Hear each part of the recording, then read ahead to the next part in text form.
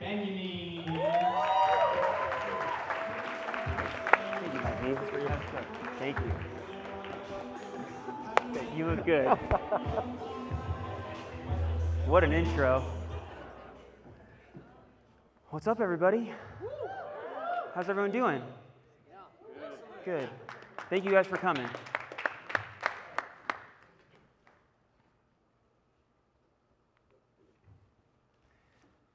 So on May 15th, 2022, before the summit of Mount Everest, I saw my first dead body. We were just a little bit above 28,000 feet and just a few hours from the top of the world. Dawa, my Sherpa, just a few steps ahead of me, both of us tied to the same fixed rope. Both of us taking one step after another, followed by a massive inhale, massive exhale. Something pretty typical when you're climbing at the cruising altitude of a jet. When you're climbing for so long, the mind starts going to some very weird places. And after 12 hours, the mind was in some very unique places. And it's funny because I saw a light glimmer about 100 feet in front of me. And I think I knew what I was looking at, but at the same time, my mind was really not allowing me to comprehend what it was that I was staring at. The glimmer was my headlamp shining on this man's goggles. Needless to say, it took my breath away. But you're not breathing very well at that altitude anyways. You have an oxygen mask on your face, you have a bottle of air in your bag, and I was a bit paralyzed. So as I'm standing there looking at this man,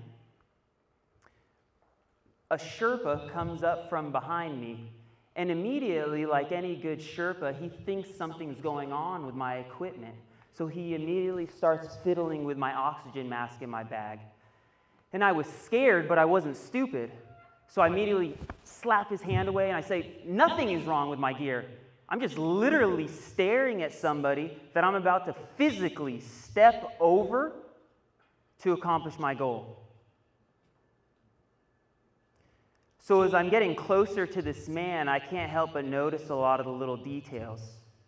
His pants are very similar to mine. His goggles are just like mine.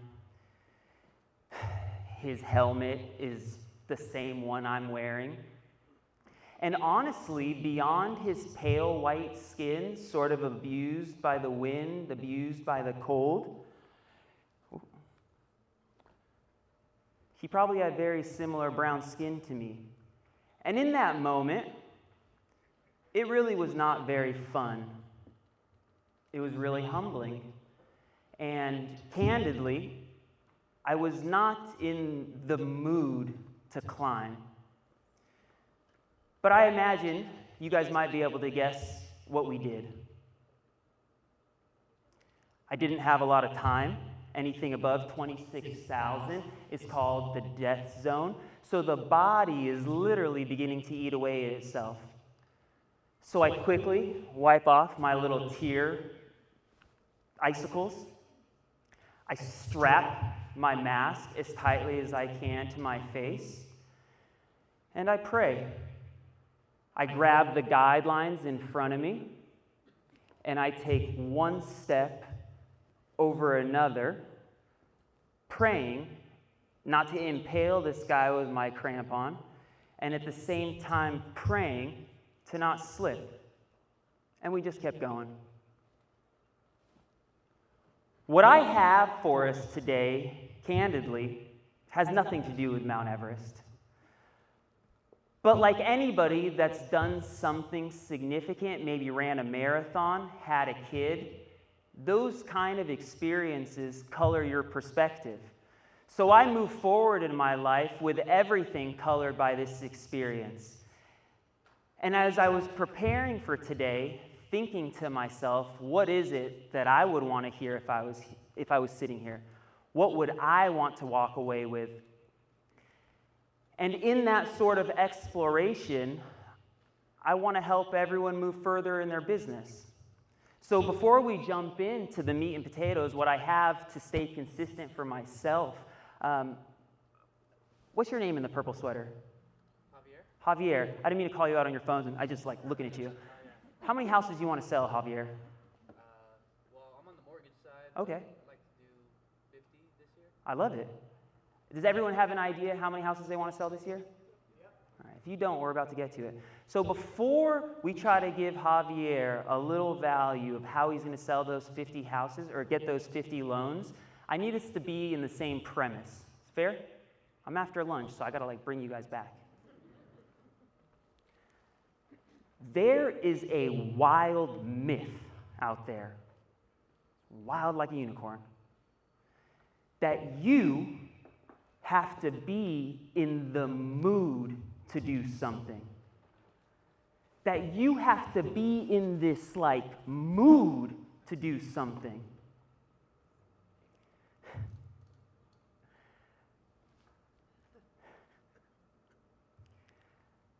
I hate to be the one that tells you guys this.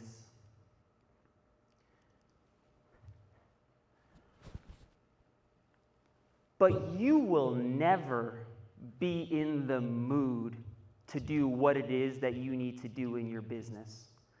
But instead, doing something will put you in the mood to do more. I cannot tell you guys how many days on Everest my alarm would sound off at midnight for what's called an alpine start, and the last thing I wanted to do was climb out of my sleeping bag. Real talk, I had more desire to set up Richard's open house signs than I did climb out of my sleeping bag. True. But the more experience I had knowing that I was going to hate the start, the more that I learned that my body and mind were going to hate me for the first 30 minutes, the easier it got to stop feeling bad for myself and just do the work. You might never be in the mood to make your calls. You really might never be in the mood to post that video. But the reality is, after 40 minutes of prospecting, you're going to learn, hey, that wasn't so bad. Or, hey, after posting videos 1 and 2, the internet didn't fucking cancel me. I could do that again. Or, hey, that script that I've been rehearsing, I might be able to do that a little bit better. You do not have to be in this mood to act. Doing something puts you in the mood to do more. I need everyone to stand up with me. This is a post-lunch. Let's do this. I want you guys to say something with me. Fuck your mood. Fuck your mood. Fuck your mood. Fuck your mood. Your mood, my friends, your mood is for a bottle of Merlot after happy hour tonight. You can sit back down. Thank you.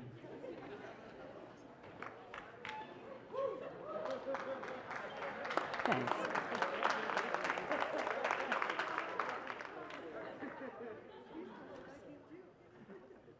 So the funny thing about climbing, even a mountain as big as Mount Everest, is that it's sort of easy. And I don't mean it's easy from a physical standpoint. I mean it's very easy because the goal is clear. The top is there, and there's only one way to go. And real estate is unfortunately not a business that keeps things so clear. You know what I'm saying? If we're not opening escrows every day, it's challenging for us to know what we need to do or what we're doing that's moving the business forward. And especially with newer agents, when we don't see this progress, we want to give up. And that's a normal feeling. Shannon asked earlier, I think by a show of hands, how many people have been in the business since before 2014, and there wasn't many. So by a show of hands, how many people got in the business 2018? Been in here since 2019? 2020, 21, 22. It's great. A lot of new agents, a lot of young faces. This is beautiful. It's easy to get lost in the sauce and not know what to do to move the needle. And what I want to begin with is this idea of what is your number. So everyone pull out their cell phones and open the calculator app. You got a calculator on the Android?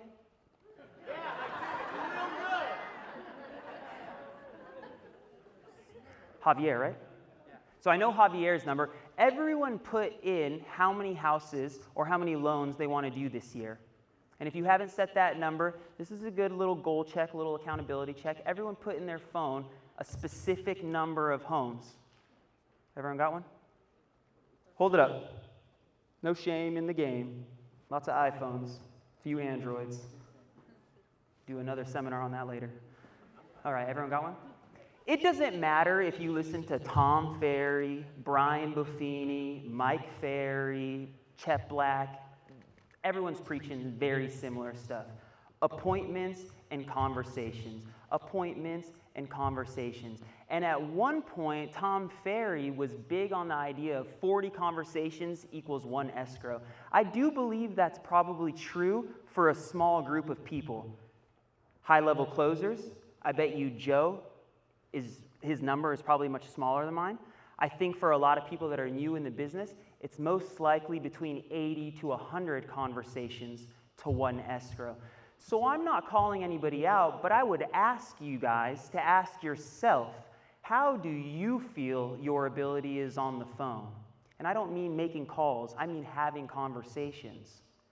And after 1 year of keeping this number, you'll have some real metrics to go on in 2024. But for this year, we're going to guess a little bit. So everyone has how many houses they're going to sell on their phone, right? Yep. Everyone pick a number based on what you believe your skill level is between 40 and 100. Multiply it. For what it's worth, new agents that I'm working with, the number is between 80 and 100, and when they ask me, I say it's 100. So if you don't know, it's 100. Everyone did that on their phone? Everyone hold it up. Accountability check. Big fucking numbers. 1,500, 3,200, 1,700, 2,000, 3,000, 2,000, 2,500. What's your number? 1,800. 1,875. Big numbers. Everyone's looking at 2,800. I like these big numbers. Everyone's looking at the number and it's like, God damn, that's a big number. What do I do? You don't do it in one day, I'll tell you that. You don't do it in one day. But what you do is chip away at that number. So I Googled how many work days there are in 2023. There's 260. 260, not including weekends, not including holidays. So take these big numbers and divide it by 260. And everyone hold up what the number is. We might have done a math equation wrong. 11.5, 19.2, 18.46, 4.6, 11.5. What's your name, brother? Arvin. Chris. You're just like a welcoming smile, man. That's why I'm staring at you. Everyone's got their number. Last time I checked, there's no 0.5 of a person. So round it to the whole number. 11, what's your name? Mari. Mari's at 11.5. I would round yours up to 12. The point that I'm making is not sophisticated and sexy. This is a measurable goal that you can do each and every single day. And I didn't mean to softball myself this when I asked the panel about where they would spend $5,000. If anybody noticed, nobody said a camera. Nobody said boosting an Instagram video. The name of the game, social media or not, is having conversations. The name of the game of escrows is enough conversations to get to the deals that you want. So if your number is 12, I would hope that you can walk away with, if nothing else today, that you shouldn't leave your desk until you've hit that number. Because when we fall short of that every day, we're just getting a little bit further from what it is we're trying to accomplish. Helpful? A little bit of game? Awesome. So the conversations don't have to be on the phone, right? We encourage talking on the phone because you can get through so many people and really connect with them. But if you want to stand in line at Starbucks and wait for people to walk in, and give them your card and have a conversation, you could talk to 12 people like that. It's probably going to take more than 3 hours, but you could do it. Another way to do it is on social media. So where I want to begin before I give you sort of my process of showing up consistently is how I've been developing relationships with people online, but really turning those relationships on the internet into transactions. So everyone still got their phone. I got a lot of shit in my hands. Everyone still got their phones, right? Everyone open up Instagram. Everyone's got Instagram open? So there's a lot of different ways to have conversations with people on Instagram and a lot of different techniques and strategies. This is one way that I found helpful. I think a few of us in the room are doing it. It's a time saver, and it's a good way to start a conversation. And this is my process. Everyone knows how to see who watched their stories, right? So if you click on whatever story you've posted, if you're not posting something on your story every day, you might be missing a little bit of a mark. But once you've posted something on your story, the internet will tell you who's watching your story.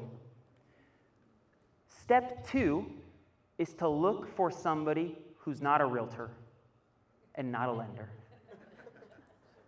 I love all the realtors and lenders. It's like I love all the support in the game, but keep in mind what you're trying to do on all these platforms, who the content is for, and who you're having the conversations with. So I'm going to scroll through, and I'm going to look for somebody in my market, maybe a friend that I went to high school with, maybe somebody that I knew growing up, maybe somebody that I know that I just want to do a transaction with. So this shit's real. Verena Gabriel, I've done a buyer consult with her, haven't sold her a house, haven't seen her in years, other than a Zoom to help her try to get into a place. So I'm going to see what Verena has posted on her story, and you guys can see this.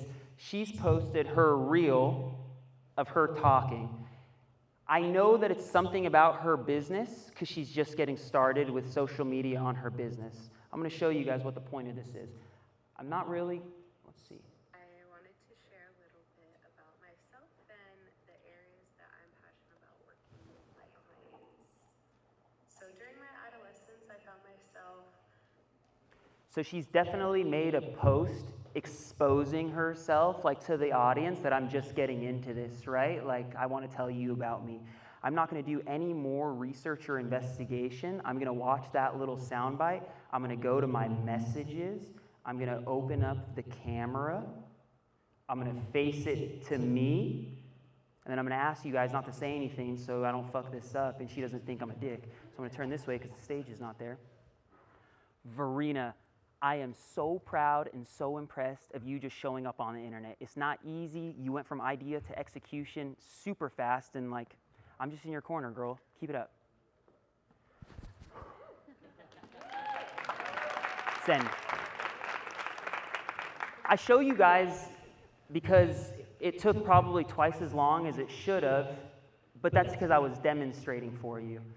Do it 3 times a day. Tell me your name again, I'm sorry.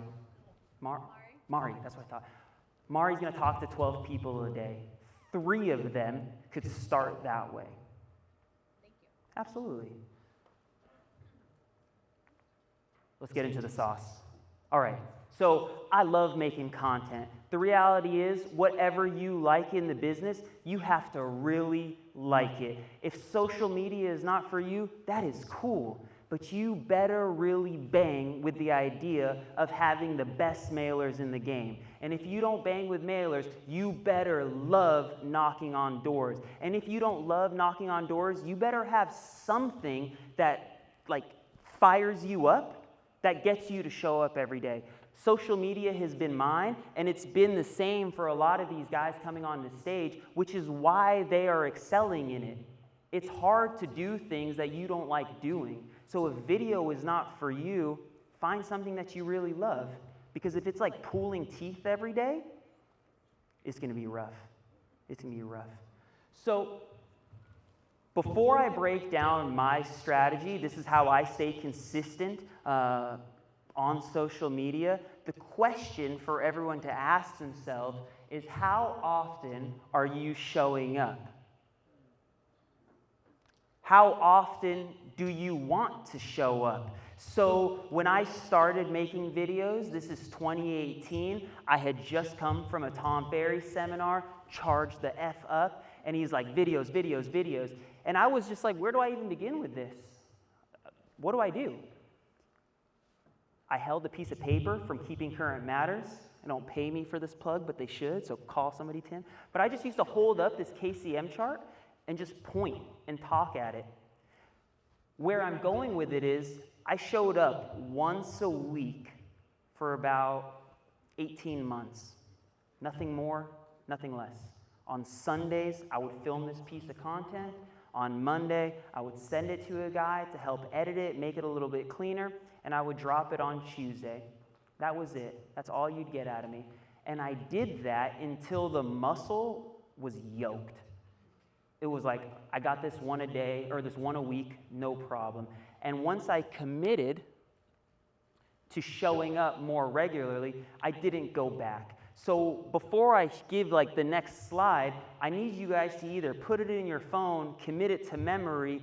How many days a week are you going to show up? Because if you're going to be like, I'm waiting to see the inspiration on Tuesday, I'm going to do this on a Tuesday, you won't be consistently doing it. So what's your name in the white shirt? Yeah, you. Good-looking guy, black shirt underneath. Yep. Chase? Chase.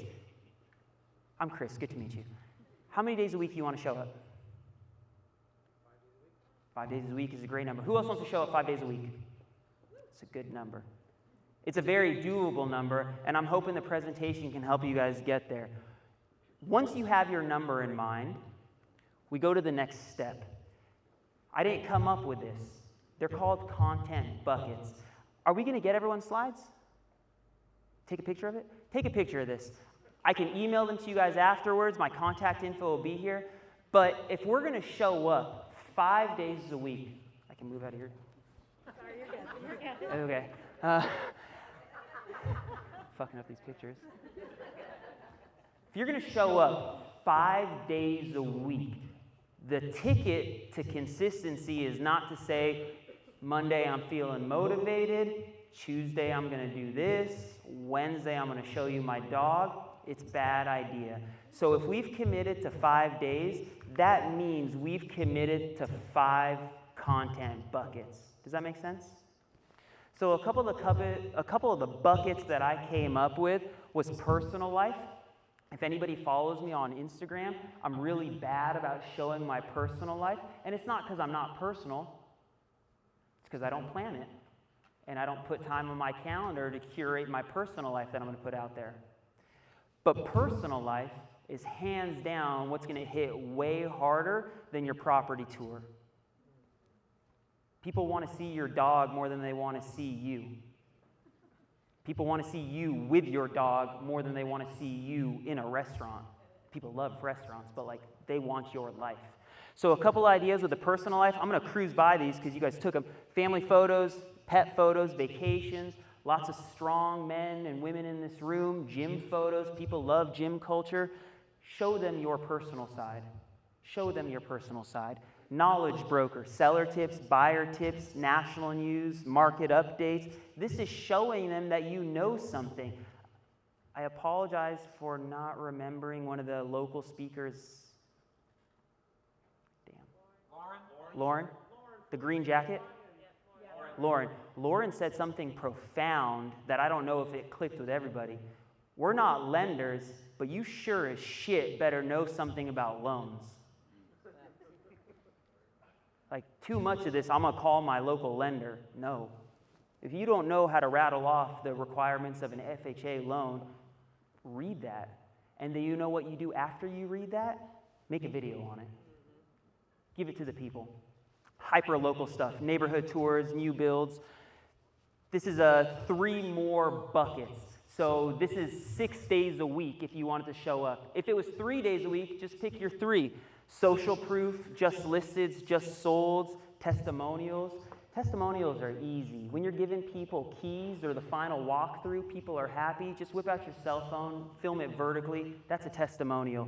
Agent behind the scenes. What we're doing that people want to know about. They don't know how you run comps.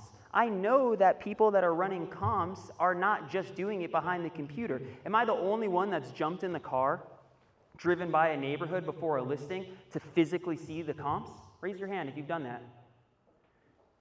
Do you not think the consumer would be so impressed if they had seen you share the kind of legwork, the sweat equity that you're putting into it? Yeah, Richard knows. Hop the fence for that shit. But I got the listing. So show them that. Teams and partners. It takes a village. I'm sure there's solo agents. I'm sure there's people on teams here. Show your affiliates. Show your assistants. Show the staff. Give them the people that are helping you get this. So these are 6 content buckets. Pick the number of days you're going to show up, apply a bucket. Very straightforward.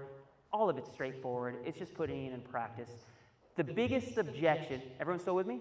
Yeah. Good. The biggest objection right after we have the bucket, I'm not creative. Where do you get the ideas? I'm not creative. You guys ever said that? Bullshit. Real estate agents and lenders are arguably the most creative people in the world. And the challenge is the definition that we're placing on creativity. When the escrow is burning and everyone hates each other, who's putting that shit back together? I'm serious. Who's putting that back together? You are. You are. I'm looking at you. Yeah, you are. That's creativity. Who comes up with these objections, like how to handle objections? We do, right? That's creativity. So I know we think that's a limiting belief, but oh, here are more buckets. Damn. There's 9 more, or 3 more. You guys can take a picture of that, and then we're going to get into the creativity. And you guys can email me. I'll send these to you. Everyone got it? Okay. So now we have buckets. We know how many days we're showing up. Now comes the work. Content breaks down into 3 steps. They're big steps, but 3 steps. The brainstorming, the shooting, and the captioning and calendaring. So now I get back to this idea of where do the ideas come from. The ideas are everywhere. The ideas really are everywhere. It's just slowing down a little bit. Shannon said it. She has a note on her iPhone. We got a lot of iPhone users here. She got a little note on the iPhone where she jots down notes. I'm pretty certain every creator I've talked to does something very similar. If you don't know where... Oh. Thought I had one with the... Okay, here we go. Step 1, before I give you these ideas, is brainstorming and scripts. So I was showing these guys yesterday. The calendar reminder showed up on my phone. I have it scheduled once a week to brainstorm and script. I don't care how you guys feel about scripts. Teleprompters are helpful. If you don't want to use them, don't use them. But if you show up to a time on your calendar to make a video and you haven't thought about what you're going to say, it's going to be a mess. I don't know what else to say. That's why scripting is dope. Like, I write scripts. I give myself bullet points because when it's time to shoot, it's time to shoot. And if you're hiring somebody, even if you're not hiring somebody, it's your time. It's your time. So once a week, I'm brainstorming and calendaring. If you're showing up 5 times a week, you're planning to post Monday through Friday, depending on how sophisticated those videos are going to be, maybe you got to brainstorm twice a week, maybe once every other week. It's going to depend on what your volume is, but non-negotiably, you have to be setting aside the time to come up with some ideas. These are a few resources that I use when it comes to delivering some of my ideas and organizing them. Has anybody heard of Monday.com? Monday's like a task management. It's great for transaction coordination as well, but it's really good for keeping ideas in one place. I'm using that for my scripts, for my ideas. It's going in one place for my team to be able to use with me and for other people to sort of tweak, and it's just more collaborative. If you're in the teleprompter world, Parrot teleprompter app, you can do that on your cell phone. Really easy. I think it's $20.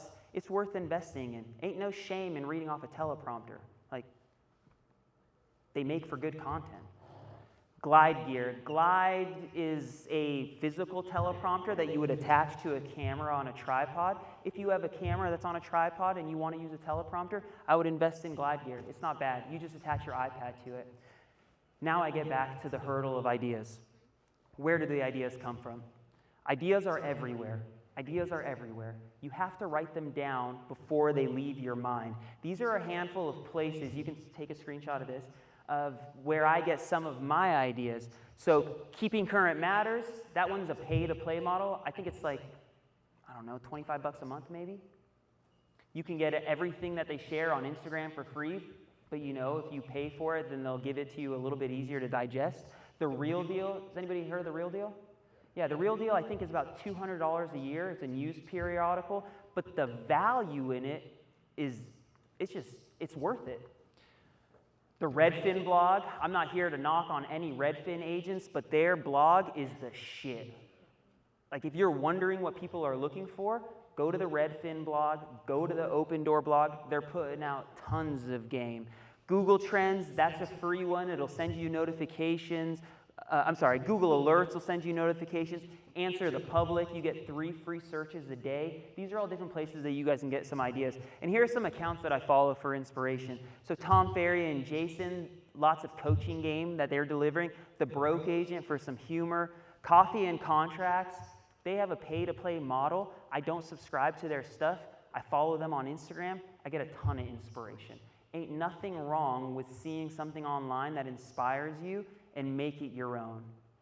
There's this term called R&D. I don't know who started it, but it stands for rip off and duplicate. Give people credit, but you don't got to reinvent the wheel. So if you've seen somebody do something that you really vibe with, just do it. That's how you find your voice. Step 2.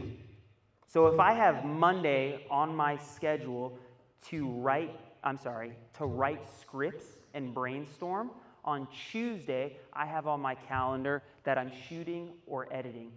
You have to trust that your shooting is worth it. And the challenge is, anytime the shooting day comes on the calendar, everything seems to be more important. All your sellers want to call you, all your buyers want to call you. Forward them to somebody, put it on Do Not Disturb, treat this time as, this is Bay Area, hella sacred. Hella sacred time. Because it will get away from you. And when it's time for you to sit down and shoot, we're not sitting down to brainstorm. So if you have a stroke of genius, it might not be the time to make that video because it's going to take time away from the other ones. Write it down on your notepad, come back to the 5 or 10 scripts that you've written for yourself, get back on the agenda, and keep shooting. Does that make sense? I do not encourage real estate agents to become video editors. I was having a talk with Joe earlier between the break, and some people find satisfaction in editing content. So if you find that therapeutic, if you find it cathartic, you like laying in bed messing with these apps, I really encourage it. I mean, I loved video editing at one point. I was always shitty at it, but I liked it. I loved photo editing. If you don't vibe with it, do not try to get better at it. Fiverr, you guys heard of Fiverr? Fiverr is to outsource experts, graphic designers, video editors. We have friends that are paying $5 an hour to get people to edit videos for them. There are resources out there. Envision, you have people here that can help you do this. Don't become a video editor unless you want to be a video editor. CapCut, Adobe Rush, and GoPro Quick. These are all free apps that I have on my phone. If I'm ever in a pickle or I'm going to edit something myself, those are the resources that I use. The point that I'm making with this slide is that non-negotiably, there needs to be a time on your calendar that you're shooting this content, period. Would you ever, what's your name? Jeanette. Chris, good to meet you, Jeanette. Would you ever no-show a listing appointment? No. Never. Never. You gotta stop no-showing yourself. I didn't think that one was gonna hit. Thanks, guys. Yeah. Thank you. Step 3, notoriously what I'm the worst at, captioning and calendaring. This is the final 10% that I think a lot of people miss the mark on. So for me personally, I do put a lot of value in the captions. What I mean by captions is like what's underneath the little post. You guys know what I'm talking about? Not like automated captions. So the caption is an opportunity to tell a story that the video has not told you, right? So it's easy to rephrase whatever the video is saying, but it's also a chance for you to communicate something that wasn't communicated in the video.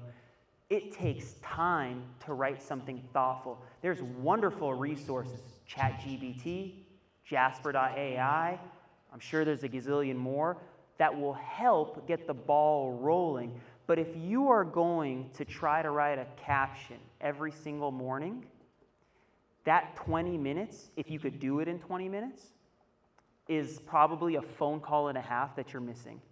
And a lot of people had double-digit conversations that they're looking to have, and you can't waste time spinning wheels writing captions.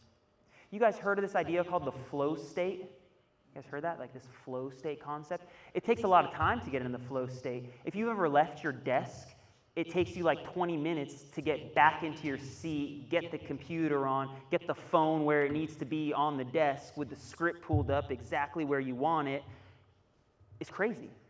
It's crazy. It takes time to start.